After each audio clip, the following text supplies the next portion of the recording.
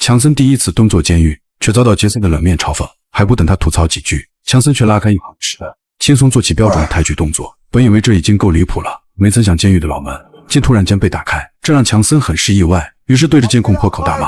很快狱警纷纷赶到，恐吓他迅速回到牢房。此时的强森还在不断解释，而一旁的杰森抓住机会拉过旁边的狱警开始反击，顺便搞坏牢房的电路系统，这也导致所有的牢门被打开，囚犯们全部冲出牢房，促使整个监狱乱作一团。杰森赶紧踹飞狱警就要越狱，然后帅气的转身跳跃，落地后抓住囚犯抵挡攻击，甩开2名狱警后夺下橡胶枪便开始射击。另一边的强森正忙着处理狱警，等处理完才发现杰森已经逃到另外一层，他赶忙前往阻止杰森，却被一个囚犯偷袭。然而强森只用3秒就将其制服，可杰森此时正打得超爽，根本就忘了自己是在越狱。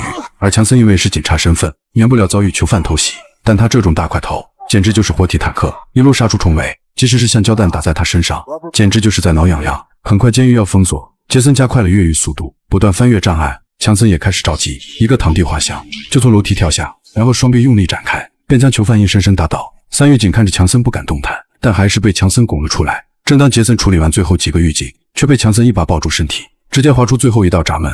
本来2个人还想继续一较高低，却被军方的人彻底包围。原来一切的越狱计划都是白沙安排好的，而他之所以这么好心，是因为他想让强森将功补过。由于强森在入狱前就接到上级的紧急命令，表示脉冲武器被一群恐怖分子盗走，需要他带着团队夺回武器，于是找到上一级的好友卤蛋，一同前往柏林执行任务。起初过程还算顺利，可就在几人分开后不久，卤蛋却做出了反常的举动，他一把将强森撞飞，并将电子脉冲武器夺走。而强森多次警告卤蛋的行为依旧没什么卵用，最终卤蛋辜负了强森的信任，才导致强森含冤入狱。如今强森被白沙强制越狱，也是为了帮他找出原因，于是他找来卤蛋的其他成员，让他们戴罪立功，在找出卤蛋的同时，并且夺回电子脉冲武器。可如今根据线报得知，脉冲武器在一个叫赛弗的手里，同时卤蛋也和他在一起。为了保证任务顺利完成，白沙还给他们找了个帮手，就是曾经猎杀卤蛋的杰森。看见杰森的出现，强森立马就不淡定，瞬间2人就打起了嘴炮，但还是被白沙暂时劝和。而一旁的老黑也不想浪费时间，直接提议用天眼寻找卤蛋。最后白沙答应他的请求，让小黑使用天眼寻找卤蛋的位置，没想到对方竟然使用矩阵，演变出大量的虚假位置。于是安妮采用精准排除法，很快他们排除掉大量虚拟位置，最终确定了最后一个坐标，竟然是他们现在的基地。 Why? Because that's here. 果然2人就杀了进来，在赛弗嘲笑了几人一番后，还夺走了他们的天眼。可此时的卤蛋全程面无表情，宛如一个被操控的人偶。随后赛弗带着卤蛋回到基地，并告诉卤蛋一个秘密，原来赛弗找到了卤蛋的前女友艾琳娜，而艾琳娜竟给卤蛋生了个儿子，至此卤蛋才会乖乖听话，完全听从赛弗的指令。另一边的强森等人正因为失去天眼焦头烂额，没有了天眼仿佛就失去了灵魂。但杰森可就不一样，他通过黑客手段找到了赛弗的下一步计划，他们要前往纽约找赛弗。随后几人来到一处卖鱼工厂，本以为只是个加工厂，没曾想大门后还别有洞天，竟是满是超跑的大型车库。而他们几人的任务就是在这改装自己需要的汽车。与此同时，赛弗交给了卤蛋一个任务，就是让他抢夺和弹箱密码。然而卤蛋以修车为由，将汽车开进了一个箱子，然后利用货车尾部遮挡监控，趁着这个短暂的时间悄悄离开，找到一个富豪女人，并且还交给了她一件东西。此时的赛弗十分紧张，他开始怀疑卤蛋特意而为之。还不等他准备行动，遮挡的货车突然离开，同时卤蛋再次出现在视野中，这才让赛弗放下了戒备。随后赛弗通过天眼找到了那个绑有密码箱的目标人物，正被一群护卫队严密护送。为了快速夺取密码箱，他把目标的定位发给了卤蛋，同时利用远程操控系统控制了附近100多辆汽车。很快大波丧尸车辆聚集在一起，径直地朝着车队冲去。此时的保镖根本摸不着头脑，赶紧爬上车顶进行反击。然而一切都只是徒劳，僵尸车犹如僵尸般紧随其后。强森这边收到警方救援，全部开车前往目的地，而此时目标人就更加可悲，竟然被一群车辆团团包围，场面简直不要太恐怖。等目标车辆彻底无法动弹，赛弗派出卤蛋开始行动。眼看一人走进废墟，手里还提着巨型切割机，迅速跳上目标车尾，对着汽车就开始大肆破坏。等他刚把油箱盖切开，就点燃一枚燃烧弹，然后恐吓里面敌人交出密码箱。在卤蛋强烈的压迫下，车窗被缓缓打开，并递出一个银色密码箱。卤蛋拿到箱子后，迅速开车逃离现场，还不等他开出多远的距离，就一脚把车刹住。原来前方全是自己的家人，身后还有一辆捷豹，里面坐的正是他的仇人杰森。可卤蛋没有丝毫恐惧，一脚油门下去就冲向一边。小白立马前去阻拦，却不知道到这是卤蛋的诡计，直接反向掉头，就从他的位置逃出包围圈。众人开始紧跟其后，此时小白又开始装逼，不料又被卤蛋算计，结果下一秒他被卤蛋搞定。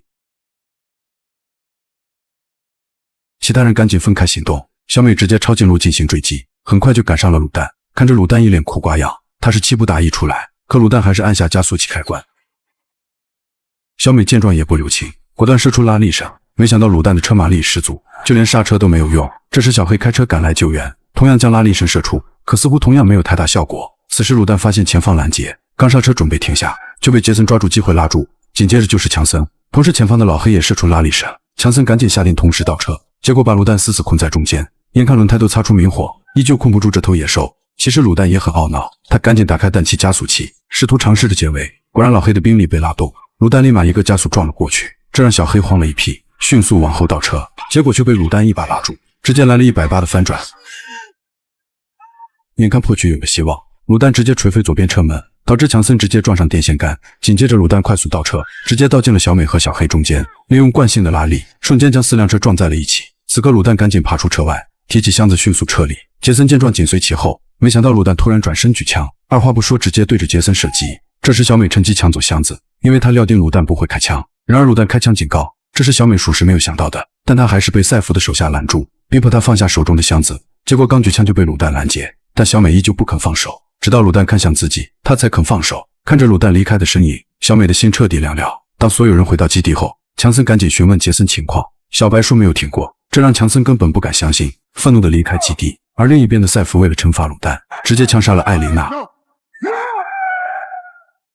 赛弗以为可以震慑卤蛋，殊不知他竟惹怒了不该惹的人。另一边强森得到情报，赛弗的下一个目标竟是冰雪王国。这时白鲨赶来说明情况，表示赛弗想盗取冰雪国的核潜艇，用来发起世界大战，而核潜艇此时还在恐怖分子手中，正好他们的行动不会引起纷争，所以他们必须立即出发阻止。显然这次小白有了觉悟，他敲碎钥匙箱，让所有人自由选择工具。很快他们便到了冰雪王国，可就在勘察地形的时候，竟然发现卤蛋的车影。此刻卤蛋带着赛弗的任务而来，他打开涡轮点火器，加速向着前方的基地飞驰而去。此时守卫发现了他，果断下达指令升起路障，谁料卤蛋按下脉冲炮开关，瞬间一股气浪袭向基地，导致整个基地内的电力瘫痪。此刻守卫对着卤蛋输出，却依旧阻挡不要猛兽的进攻。他再次打开蓄力开关，然而赛弗却告知要过60秒才可以再次发射脉冲，于是他开进潜艇下方，然后一边顶着子弹攻击，一边等着蓄能完成。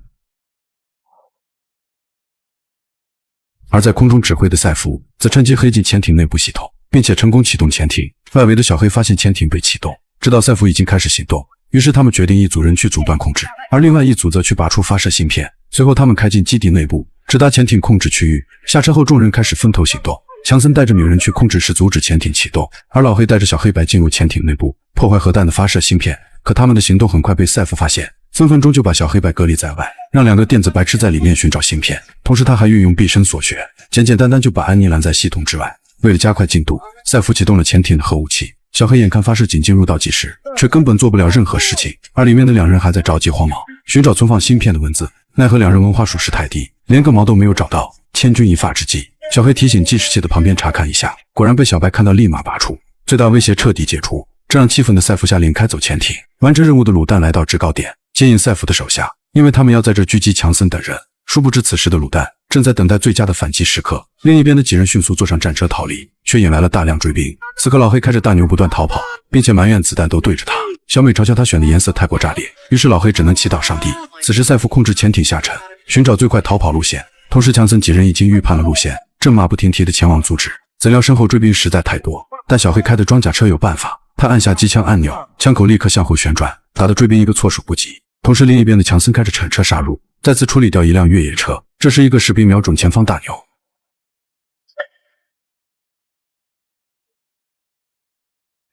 导致大牛很快就要变成水牛。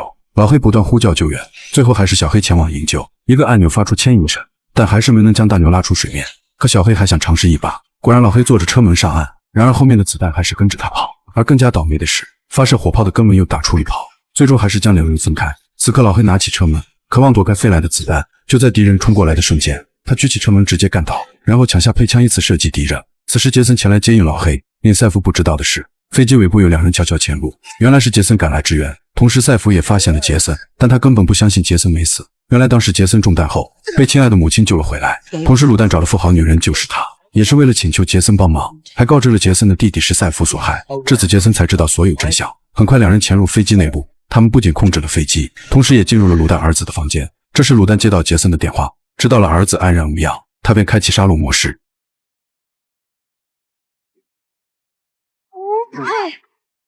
What you think you're doing?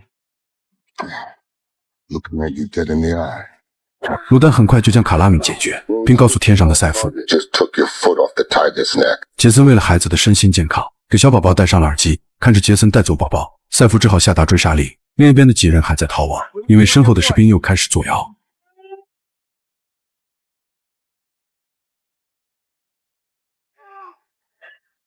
山崖上飞出一辆汽车，这是鲁丹赶来帮助自己的家人，他直接撞上导弹车，导致司机触碰发射开关，将所有的导弹射向自家车队，瞬间就解决了大问题。看着鲁丹从火焰中冲出，所有人都开心极了。小美见到也露出久违的微笑。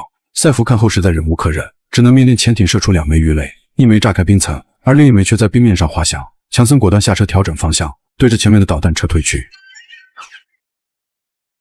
此刻杰森在飞机上自由发挥，不仅过了格斗的瘾，还和小宝贝聊起了天。 Where's that smile?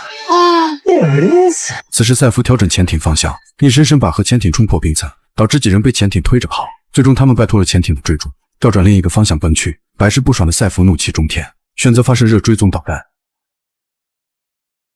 Fire! 鲁丹赶紧让所有人散开，而自己却打开涡轮点红器，独自一人来吸引导弹。鲁丹带着导弹不断奔跑，直到前方出现一个弯形险坡，他立马调转车头往回跑去，同时导弹也紧随其后。此时赛弗也看出了鲁丹的计划，赶紧让潜艇下沉，但可惜时间已经来不及。鲁丹抬起车头开始加速，直接贴着潜艇的位置轻轻划过，导弹瞬间引爆潜艇。